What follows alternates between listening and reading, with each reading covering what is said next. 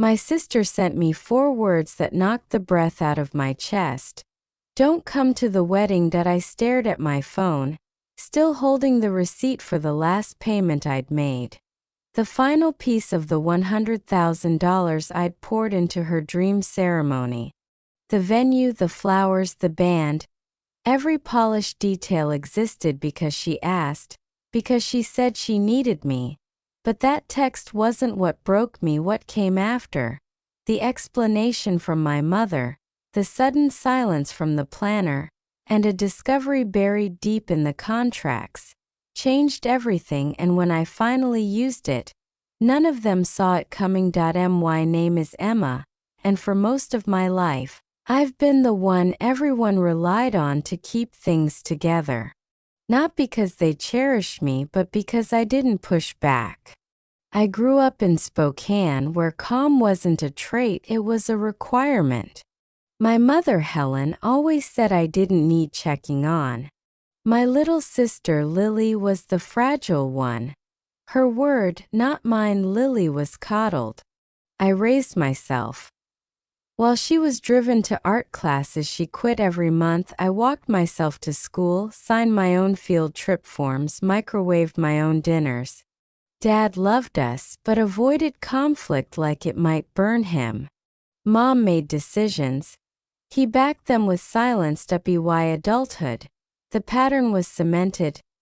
Lily lived in a world where help always arrived, and I lived in the one next door, where needing anything was an inconvenience. So when she got engaged to Connor, tall, charming, perfect on paper Connor, I wasn't surprised when Mom called that same night and "Oh, hello.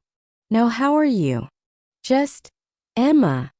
Lily's dream wedding is finally happening. She wants something beautiful. And you're so good at managing things." And just like that, I was drafted. 6 months of invoices, deposits, mood boards, vendor calls, all passing under the warm lights of my Seattle apartment.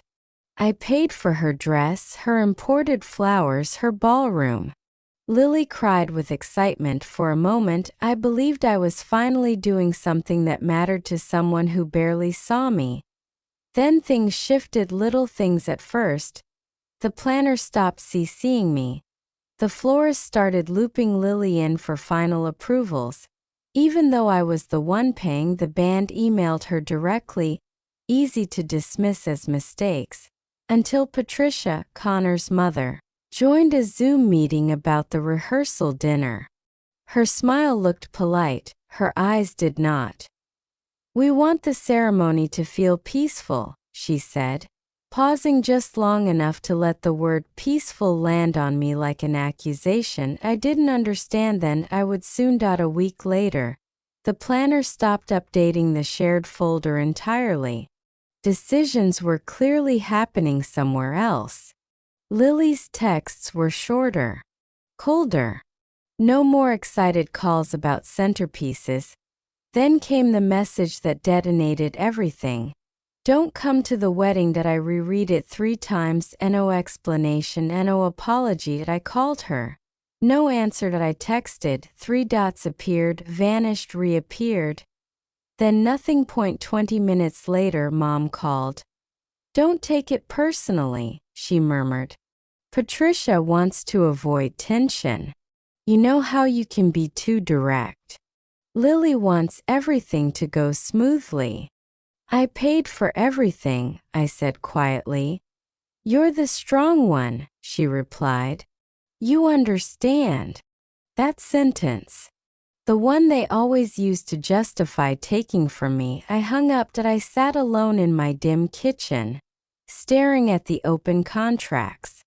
I should have felt devastated. Instead, I felt clarity, sharp and cold. Because in every contract one detail pulsed like a beacon. Primary signer Emma. Cancellation rights reserved exclusively for the signer. Me. Not Lily. Not Patricia. Not my mother. Me. I opened the venue contract. Then catering, florist, band, decor, transportation. Every single one. Signer Emma. 12:47 a.m. I wrote the first email. Hello Kimberly, as the signer on this event, I'm formally requesting cancellation effective immediately. Send. Then another. And another to BY 3:30 a.m. Confirmations filled my inbox. The wedding was collapsing quietly, piece by piece, exactly as it had been built. Morning came. My coffee tasted different, cleaner. They told me not to come to the wedding. Find out I wasn't coming. And I was taking the wedding with me. By noon, the venue emailed. Lily and her family arrived asking to restore the booking. We informed them the signer must authorize changes. I imagine their faces. Mom's tight smiled, Lily's panicked. Patricia's disbelieved. By 3 p.m. The messages shifted from confusion to rage. Emma, call me now. Why would you do this? You're humiliating us. You're unstable. Unstable. Another word they used to avoid accountability. I ignored them all. That night, Lily showed up at my door. Mascara smudged, sweater stretched, voice trembling. Why did you do this? She whispered. You told me not to come, I said. She shook her head. It wasn't literal. Texts are literal. Patricia said it might be calmer without you. She thinks you're too intense. I laughed softly. Oh, sweetheart. Patricia hasn't seen intense. She swallowed. We need the wedding back. They said it can't go forward without you. That's correct, I said. So please, put it back. You want my money, I said. Not me. Before she could reply, the doorbell rang. Mom. And Patricia. Mom barreled in. Emma. What is the meaning of this? You removed me from the wedding I paid for, I said. I followed your lead. Patricia stepped forward, chin lifted. We needed a peaceful environment. You complicate things. I stared evenly at her.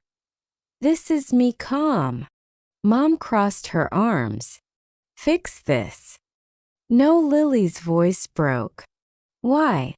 Why are you doing this to me? I'm not doing something to you, I said. I'm doing something for me. Silence. Then I delivered the line that had been simmering all night. You removed me from your wedding day, so I removed your wedding from my name. None of them had a response. Please leave, I said. And for the first time in my entire life, they did. The days that followed were loud for them, not for me. Refunds processed. Balances closed. Every confirmation reminded me. I acted within my rights. Mom's voicemails grew smaller, confused by my new boundaries.